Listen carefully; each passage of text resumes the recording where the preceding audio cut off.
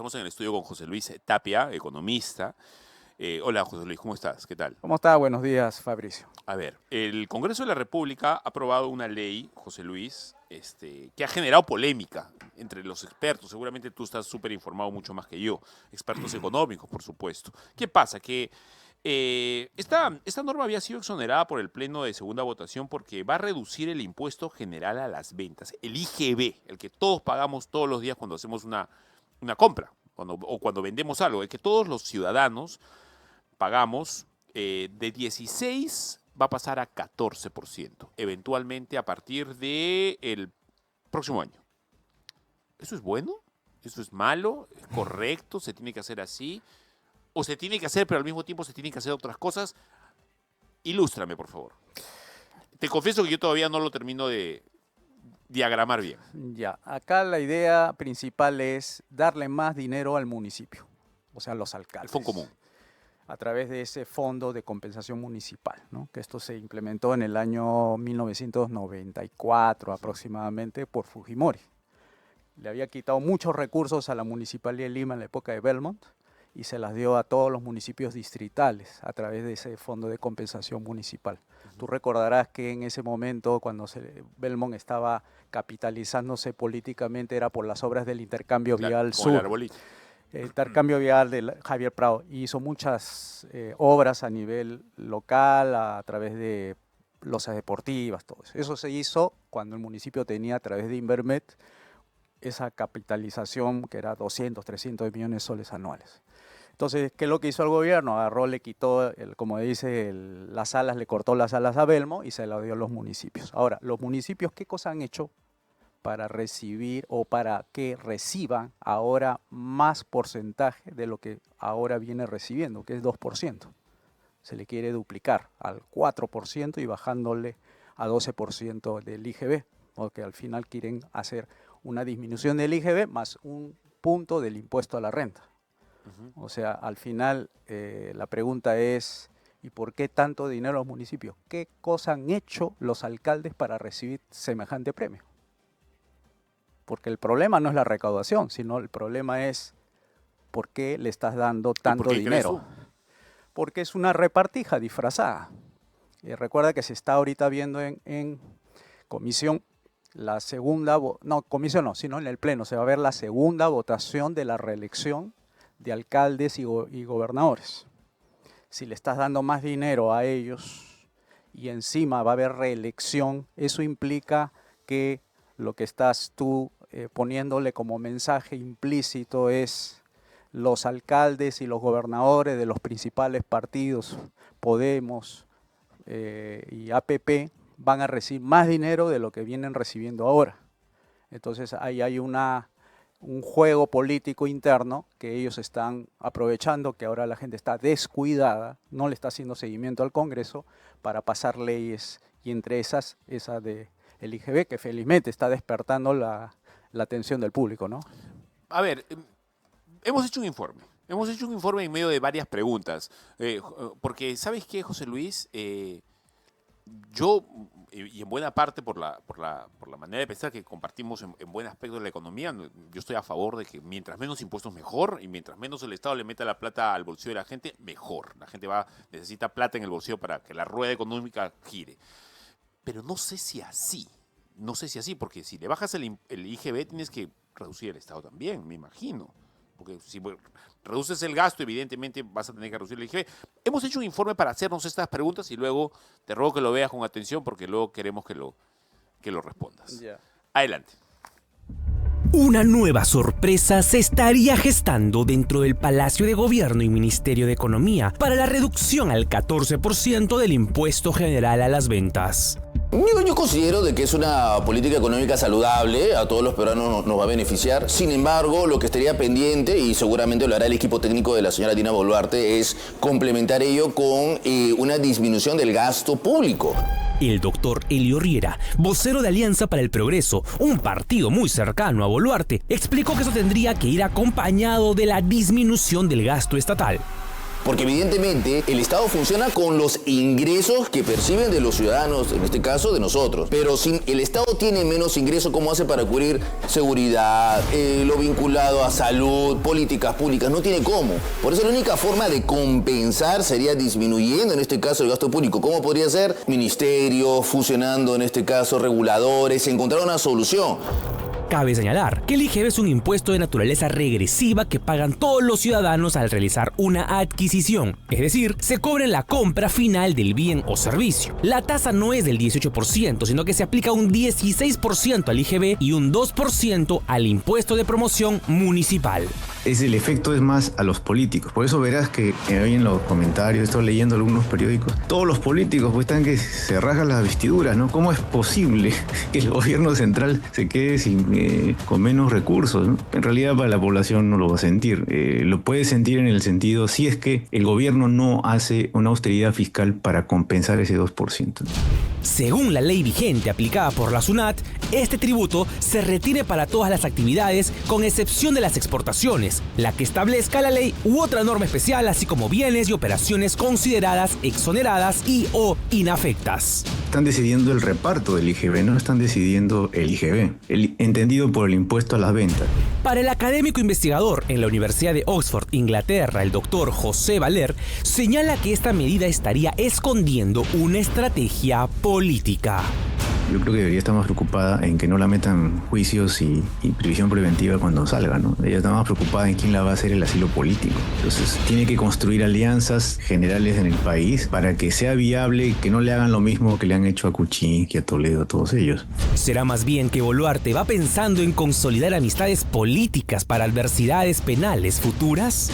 Tiene que generar amigos. Entonces es una forma de generar amigos, ¿no? Está sacrificando su aumento de sueldo para conseguir amigos en provincias. Esa es, yo creo, la forma de hacerlo, ¿no? Ahora, que le funcione, no sé. En conclusión, lo que plantea la autógrafa ya enviada a la presidente Boluarte es que ahora el impuesto de promoción municipal IPM sea de 4%, dejando en 14% al IGB. Es decir, seguirá siendo de 18% para los consumidores. Por lo tanto, esta iniciativa terminaría siendo lo que coloquialmente se conoce como un engañamuchacho. Sí, no, más bien revela las carencias que tenemos, ¿no? Lo que necesitamos sí es que baje el IGB. Tú quieres que el país se reactive, tienes que dar señales claras de que favoreces al crecimiento del empleo a los empresarios pequeños y dejas de castigar a los más pobres, ¿no? Una medida que en lugar de recibir aceptación por los especialistas, va trayendo más y más cuestionamientos sobre el epílogo de la primera presidente mujer del Perú.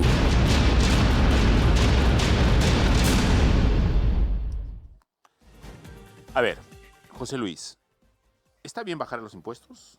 ¿Está bien bajar el IGB? Bajar el impuesto significa más plata en los bolsillos para la gente. Pero menos recaudación del Estado. No necesariamente más dinero a los gobiernos locales, al gobierno regional o al gobierno central significa más desarrollo. Eso hay que también tenerlo en cuenta. Yo creo que esta apuesta por darle más dinero a los gobiernos locales es una descentralización de la corrupción, porque tú sabes que la corrupción está básicamente concentrada en el gobierno central. Al tú repartir más dinero para los municipios, entonces van a tener más oportunidades para corromperse más los alcaldes. Okay. Entonces no necesariamente más dinero a los gobiernos significa más desarrollo. ¿Es una medida ingenua? Es una medida a propósito, hecha a propósito, Okay. creyéndose que más dinero al alcalde, el alcalde lo va a saber gastar mejor que las mismas personas, ¿no? Por eso quitarle dinero a los bolsillos de la gente. No es conservadora esa decisión. Un conservador más bien está calculando que el humano se va a equivocar. Entonces es conservador justamente por eso, ¿no? Sí, conservador del status quo, conservador del estatismo, conservador de lo malo, eso sí, no debería pasar más allá de aumentarle el impuesto a la gente, Ok, ¿no? pero en principio parecería bien bajar el impuesto a 14%. A todos nos parece bien porque los precios, las cosas que compramos van a valer menos. Sí, pero a todos, ¿no? No solamente a algunos. ¿no? Porque eso de IGB, algunos, otros sí, otros no, eso no, porque acá hay leyes, por ejemplo, que se están colando. Esa ley de Klimper, la ley Klimper 2, que se le dice porque a las empresas agroexportadoras se le va a bajar impuestos, el de la renta, que es ahorita 29.5, le quieren bajar al 15. ¿Por qué a ellos? ¿Por qué no se le baja a todos los que pagamos impuestos? ¿Por qué a ellos? ¿Por qué a las empresas 300 incluso? Ya, y la pregunta que te podrían hacer es, ¿y de qué va y cómo va a funcionar el Estado? Si quitas los impuestos de esa manera tan drástica, el Estado no va a tener plata para hacer las cosas que hace. No, pero si la plata se le va en corrupción, ¿cómo le va a alcanzar? ¿Tienes una estadística eso? Sí, claro. El Contraloría, cuando estaba Nelson Schack, sacaba siempre anualmente el índice de la corrupción, o sea, las conductas disfuncional o infuncional, no sé, pero el término era de que no hacían lo que debían hacer las autoridades en el dinero que debía estar asignado para A. Entonces lo destinan a B y B era algo ilegal. Decía que se le gastaba 13% del presupuesto ejecutado se iba en corrupción. Conductas inapropiadas, ilegales de los funcionarios. O sea, son más o menos 20.000 millones de soles, que es el doble de lo que están intentando recaudar a través de esta ampliación del 2 al 4% del impuesto de promoción municipal. O sea, estás hablando del doble, se va en corrupción. Darle más O sea, plata. tú estás diciendo, van a recibir más plata, pero no necesariamente esa plata la van a gastar bien, al contrario, va a haber más corrupción porque hay más plata. Tú lo puedes ver. Yo estaba hace poco en Cusco, Puno, y vi las obras inútiles de cemento que habían hecho los alcaldes, ¿no? Por ejemplo, Eh, la Plaza del Sombrero o algo así. hay esos pequeños bulevares así en medio de una calle que ponen allá al medio, como que la gente va a pasear y más bien lo utilizan para otras cosas. Estoy seguro que si al 100% de obras de esas le metemos ojo, vamos a darnos cuenta de que hay precios inflados, hay facturas que no existen o que son infladas Sí. para la tajadita, pues, ¿no? Más que pensar en darle más dinero al municipio, hay que quitarle más funciones al municipio, porque está gastando demasiado en cosas inútiles. O sea, hay que más bien ¿Cómo es fiscalizarlo eso de más. quitarle funciones al municipio? Por ejemplo, gastan en esas obras inútiles, por ejemplo, gastan en situaciones que no debe estar, por ejemplo, eso de cuidado de ancianos. Los municipios no saben cuidar nada, lo único que cuidan es la plata que viene y cómo se la gastan ellos, pero en obras, en cosas útiles, etcétera, por ejemplo, más plata debería haber para la seguridad. ¿Y en qué se gasta un alcalde?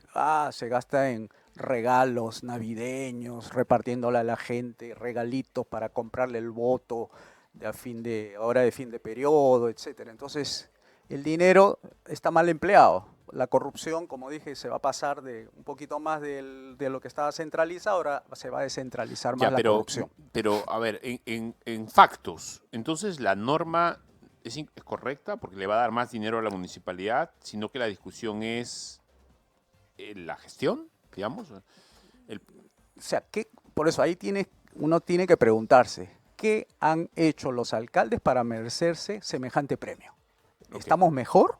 Tenemos mejores veredas, mejores pistas, mejores accesos a las avenidas, por ejemplo, en avenidas que se conectan con calles, está mejor. O sea, uno mira la realidad, sobre todo en regiones, ¿no? Cuando uno viaja y mira ahí las veredas destruidas, sí, claro. Aquí en La Victoria destruido, García y Naranjo. O sea, tú miras destrucción y no se ve mantenimiento, no se ve eso. A ver, José Luis, hablemos del tema de los impuestos. Mm.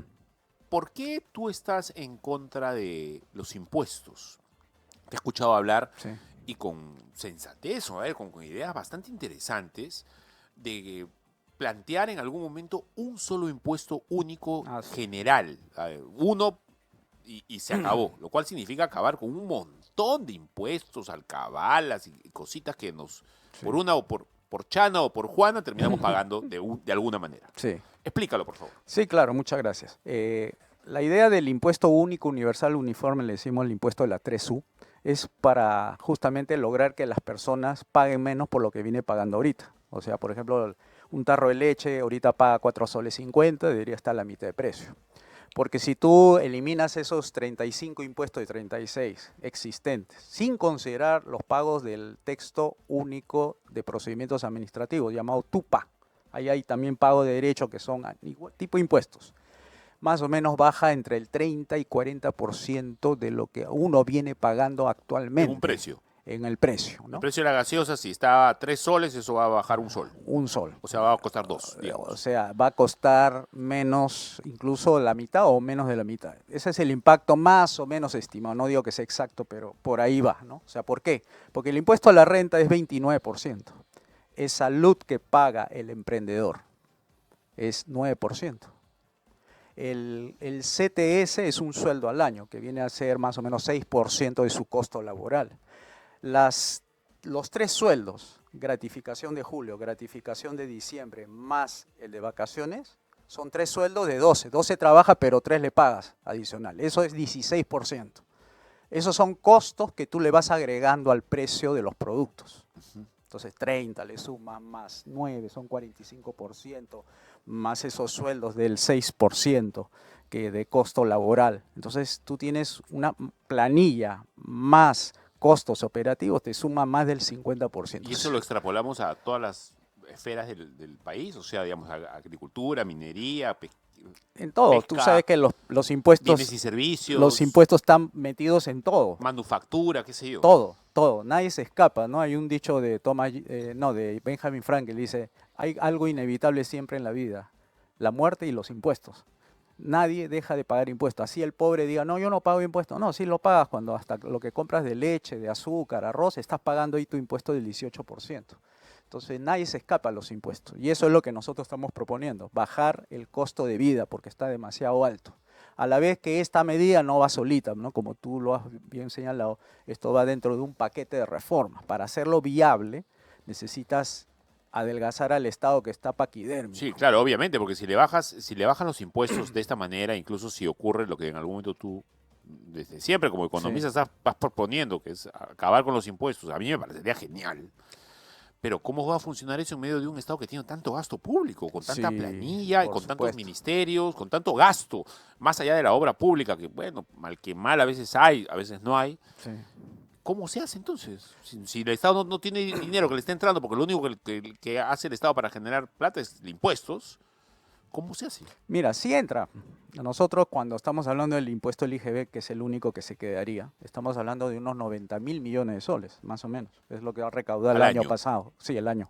O no al mes, al año. No, al año total. Eso es IGB. Y nuestros cálculos más o menos para... Perdón, ¿un IGB ahí de cuánto? No, 18 ahorita, 18, así como está. O sea, el mismo como está ahora. Así, Ok. 18% implica 90.000 millones. Y para un gasto del Estado de funciones que a la gente sí le va bien, por ejemplo, justicia, seguridad y obras públicas. Esos los 3 ministerios, los 6 ministerios que hay, más o menos te gasta esa cantidad, unos 90.000 o más o menos, pero no es más de lo que gastaría como estos momentos que gasta más de 250.000 ¿Se puede hacer millones. obra pública con solamente Sí, por supuesto. pero poquita obra pública? ¿O no? Lo necesario, caminos, O carreteras, sea, si quieres hacer puertos. ese tren bala que porque quiere hacer de Tumbes a Tacna en la costa, no sé si lo puedes hacer con eso. No, pues obviamente tiene que ser con inversión privada. O sea, lo que tiene que poner el Estado es lo básico. Lo básico significa tus carreteras, tus caminos, etcétera. Lo que debes dejar para que el privado lo invierta y no se meta ahí el Estado es esas obras, como tú señalas, Esas de mega tipo obras, digamos. mega obras, donde cobraría, por supuesto, cobraría lo que, digamos, el privado va a invertir. ¿Público-privado? No, ¿De país privado. a país? No, privado. El Estado no está para hacer Ok, negocios. ¿y el contrato como de país, o sea, directamente de país a país? No, que presente su expediente nada más y diga, señor, quiero O sea, pero hacer ahí se te este... cuela otro Odebrecht, ¿ah? ¿Ah? Ahí se te cuela otro... No, otro- porque para eso tienes la Contraloría. La Contraloría de la República, ¿para qué tú le pagas a la Contraloría? Para que justamente fiscalice. Además, debe fiscalizar lo que es dinero público. No vas a fiscalizar el dinero de los privados. José Luis, yo estoy de acuerdo contigo. Tú sabes, lo hemos Sí, conversado en, sí, en- sí, en sí, privado, sí, yo estoy de sí, acuerdo, sí. pero el problema de esto es y volvemos otra vez más, Sí. por eso que los cristianos estamos profundamente en la razón, hermana. Mm. El problema es el corazón del hombre. Tenemos las mejores ideas, pero el corazón del hombre va a ser que tarde o temprano, quizás no en un gobierno que haga lo que tú estás diciendo, sino en el siguiente, que otra vez otro Odebrecht más, porque así es el ser humano, la verdad, lamentablemente. Cuando nosotros hablamos de reformas, es para limitar la acción del gobierno, para que esos corazones no se corrompan, porque si tú le das mucho poder al sujeto que va a gobernar, se va a corromper, Sí, porque claro. ve mucho poder y Eso ansias. es Estado limitado. Estado limitado, en justicia, seguridad y obras públicas, nada más. Por eso no queremos darle más poder al Estado, más recursos, más funciones, porque sabemos que se va a corromper en el camino. Entonces hay que limitarlo, ¿no? A ver, va a haber un nuevo retiro de la AFP.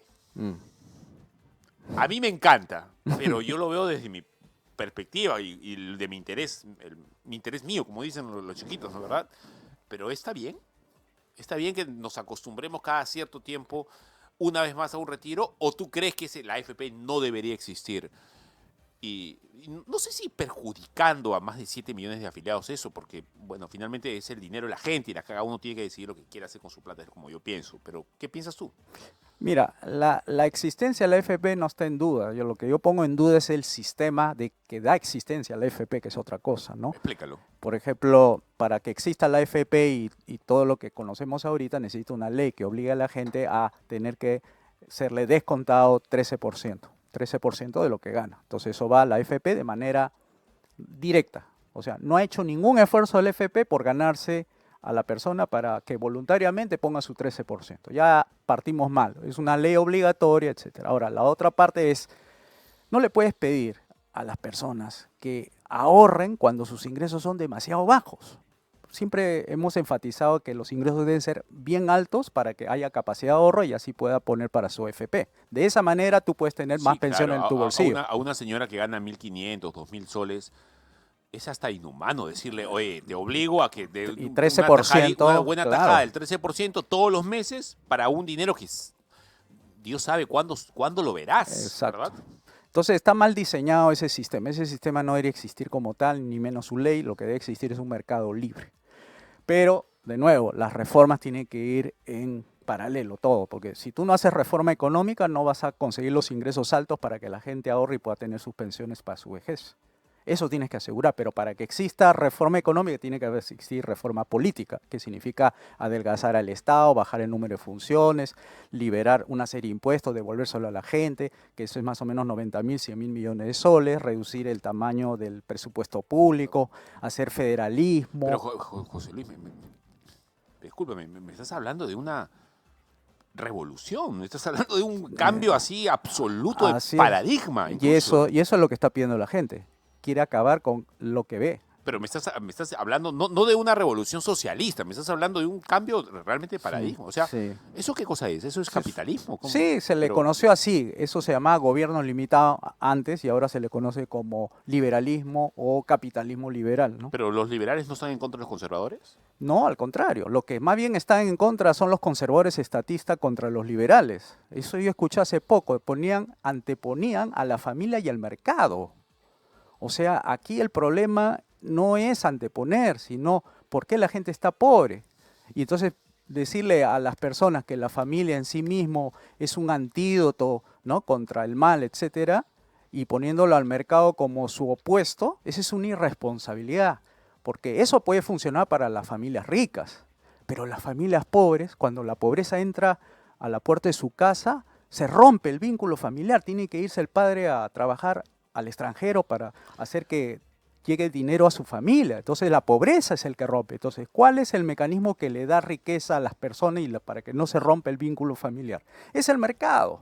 Por eso son bien irresponsables esos conservadores estatistas poniendo que el mercado es el Dios, poniéndolo en contra de la familia, cuando justamente la familia necesita del mercado para poder tener esa libertad Bueno, se financiera. está diciendo que así como etcétera. los de izquierda han puesto al Estado como a Dios, los liberales o los mercantilistas han puesto al mercado como Dios. Sí. Y en medio de eso, dicen muchos, la opción es un enfoque de familia, en el sentido de que el núcleo del todo es al final ni el Estado ni el mercado, sino la visión de familia. ¿No? Claro, pero la familia No suena mal eso. No, pero la familia necesita recursos económicos para fortalecer su unión familiar.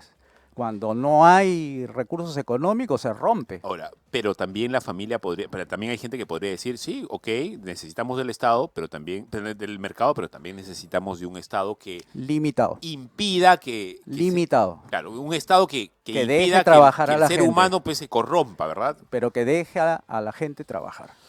¿no? José Luis, ¿te parece si la próxima semana, Maribel, cítalo a José Luis para hablar de estas 5 reformas que tú estás proponiendo hace bastante tiempo, que son bien interesantes de escuchar? Son 5 Ya. reformas para transformar, no sé si es la respuesta que todo el mundo estamos buscando, pero vamos a abrir el micro para que la gente lo entienda. Ya, está Muchas bien. gracias. Muchas gracias a ti, Fabricio. Bien, vamos a regresar con el congresista Eduard Málaga. No lo conozco personalmente, pero es alguien a quien le tengo admiración. Es un hombre bastante sensato que siempre está hablando cosas interesantes. Además que es un científico, un hombre de ciencia. Con eso regresamos.